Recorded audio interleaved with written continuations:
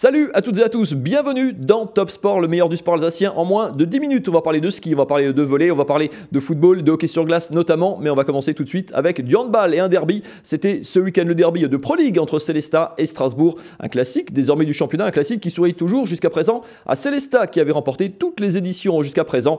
Mais en 2021, les choses changent du côté de Strasbourg notamment. Les hommes de Denis Latou qui étaient derniers du championnat à Noël avec une seule victoire en 11 matchs. En 2021, 4 matchs. 4 victoires, et la dernière en date, c'était justement ce vendredi lors du derby. Regardez, je vous emmène au CSI. Strasbourg en rouge pour cette fois, bien emmené par Xavier Moreau. 10 buts pour lui.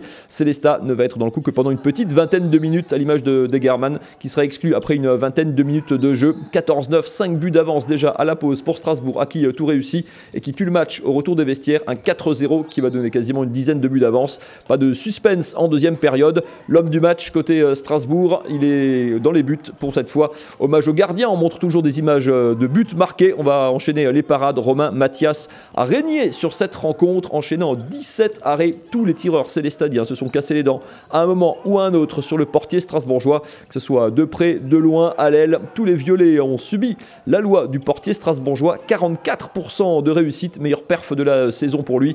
17 arrêts donc, avec 160 arrêts désormais. Il est tout simplement le meilleur gardien du championnat au nombre d'arrêts. Romain Mathias, héros strasbourgeois et homme du match pour les Alsaciens qui enchaînent donc une 4e victoire consécutive, 36-24 score final, démonstration des hommes de Denis Latou.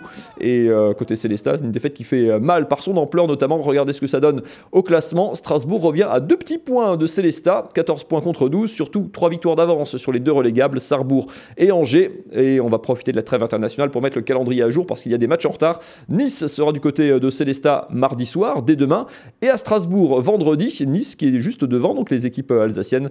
Strasbourg qui peut regarder désormais un petit peu plus vers le haut. Écoutez l'hommage de Denis Latou à ses joueurs et notamment à son gardien, auteur d'un gros match.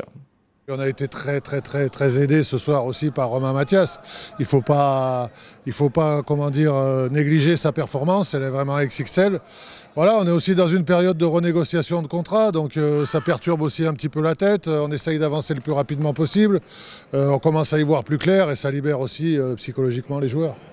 On va parler de hockey sur glace dans ce Top Sport dans quelques instants. Juste avant, quelques brèves en images et notamment la grosse perf pour un Alsacien ce week-end. Elle est signée Thibaut Favreau, le skieur toujours licencié au skieur de Strasbourg, l'Alsacien qui était à Bansko pour la Coupe du Monde de slalom géant. Il va signer tout simplement ses meilleures perfs en carrière, 7e déjà samedi. Une superbe perf pour lui après des mondiaux un petit peu ratés. Mais il a fait encore mieux dimanche avec une 4e place au final derrière un podium quasiment tricolore. Mathieu Fèvre, le double champion du monde, le devance. Tout comme Alexis Pintiro qui lui souffle la 3e place pour 6 centièmes de seconde sur une piste pourtant compliquée. Excellente perf néanmoins pour Thibaut Favreau, 4e top 10 pour lui de cet hiver. Bonne perf également pour les volleyeuses mulhousiennes qui étaient en déplacement du côté de Marc-en-Barœul, une équipe de milieu de tableau mais chez qui il est très difficile de s'imposer. Jamais Marc-en-Barœul ne s'était incliné 3-7-0, c'est la perf qu'ont réussi les mulhousiennes. 19e victoire en 20 matchs cette saison et surtout bonus exquis, Béziers, leur seul concurrent dans la course au titre, a lâché un point du côté de Mougins. Mulhouse compte désormais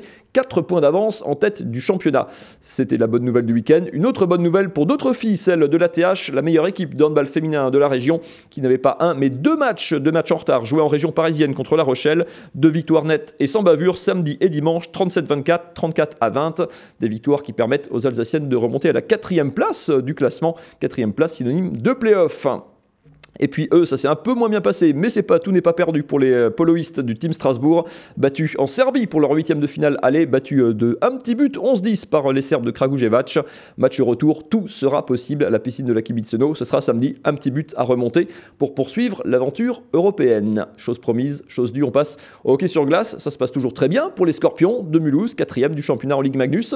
Le championnat a repris à l'étage d'en dessous en D1. Je vous emmène à la patinoire de l'Iceberg où Strasbourg, en jaune et noir, évidemment, recevez Clermont, ça démarre idéalement pour les Strasbourgeois, 20 secondes de jeu seulement, 35, même le temps pour Sébastien Trudeau d'ouvrir la marque, c'est ce qu'on appelle un début de match idéal. Non, on peut faire mieux, 2 minutes 30 de jeu, donc 2 minutes plus tard à peine, les Strasbourgeois qui doublent la mise sur ce palais mal dégagé par la défense, ça pourrait être un début de match parfait, et non, on peut faire encore mieux, 4 minutes 30 de jeu, et le 3e but strasbourgeois, ça va vite, beaucoup trop vite, Lucas Olive, le Sénéchal, et la conclusion strasbourgeoise par Burgos, 3-0, les Strasbourgeois en double supériorité numérique à 5 contre 3, qui ajoute même un quatrième but. Et puis juste après, toujours en supériorité numérique à 4 contre 5. C'est facile, beaucoup trop facile dans le slot pour Kevin Massy. 5-0 après un quart d'heure de jeu, du jamais vu à l'iceberg.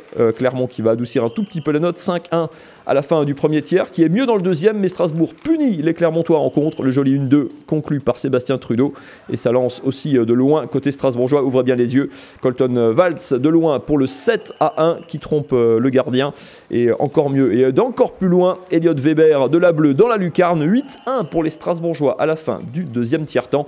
Petit laisser-aller évidemment en toute fin de match qui permet à Clermont d'adoucir un petit peu la note. Les Strasbourgeois s'imposent néanmoins largement et sans trembler 8-3, troisième victoire en 4 matchs en 2021. Pour eux, ça va plutôt bien pour les hommes de Daniel Bourdage, même si c'est un peu compliqué. Ils sont co-leaders de leur groupe avec Marseille et Épinal, mais la suite de la saison est un petit peu en point d'interrogation. Pas d'infos pour l'instant sur les éventuels playoffs, sur les éventuelles montées, les barrages de montée donc en Magnus. Écoutez Daniel Bourdage, l'entraîneur alsacien. Ça nous aiderait si la fédération pouvait nous dire maintenant que, bon, il y aura des playoffs, les 2 premiers de chaque côté, de chaque poule. Mais là, on ne sait rien, on est dans l'attente. Ça, je trouve ça un petit peu dommage. Au hockey sur glace, il n'y a rien comme les playoffs. Nous, il nous faut des playoffs et ça manque énormément aux joueurs en termes de motivation, ouais. Et on termine ce Top Sport avec du football. C'est enfin reparti en National 2 avec les 2 clubs alsaciens, le Sporting Club de Schiltigheim et Haguenau. 4 mois après l'arrêt du championnat, c'était cet automne. Direction le Parc des Sports, ça repartait ce week-end pour Haguenau. Éliminé en Coupe de France par Saint-Louis il y a quelques semaines, les Haguenoviens bien installés dans le haut du classement, qui restait avant l'arrêt du championnat sur une belle série de 7 matchs sans défaite. En face, c'est Bobigny en noir et blanc. Les Haguenoviens plutôt bien en place en première mi-temps. Il y a de l'impact, il y a de la présence. Les meilleures occasions, les bonnes situations sont à mettre à l'actif des Haguenoviens. Bobigny n'est guère dangereux, à part sur cette action à demi-heure de jeu. Ça se précise du côté de Haguenau. La frappe de Lilian Nort des 25 mètres méritait un petit peu mieux. Ça passe tout près du cadre. La meilleure occasion, juste avant la pause, ce petit centre de Koné, le ballon cafouillé par la défense, la reprise de Bécoué claquée par le gardien sur sa transversale. 0-0 à la pause.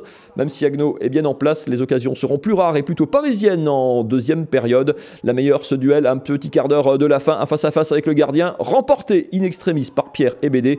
Une dernière situation chaude devant le but alsacien, mais le portier de Haguenau s'impose à nouveau. 0-0 pour ce match de reprise, plutôt encourageant pour le FRH. Regardez le classement, les Haguenoviens sont toujours au 3e, bien installés dans le haut de tableau. Session un petit peu particulière, hein, vous le savez, les 8 premiers joueront des playoffs, des barrages d'accession.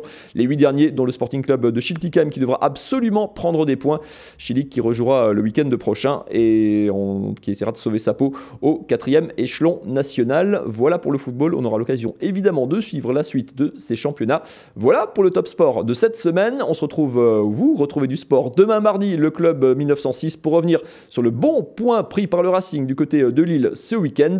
Il me reste à vous souhaiter une excellente soirée à toutes et à tous. Salut.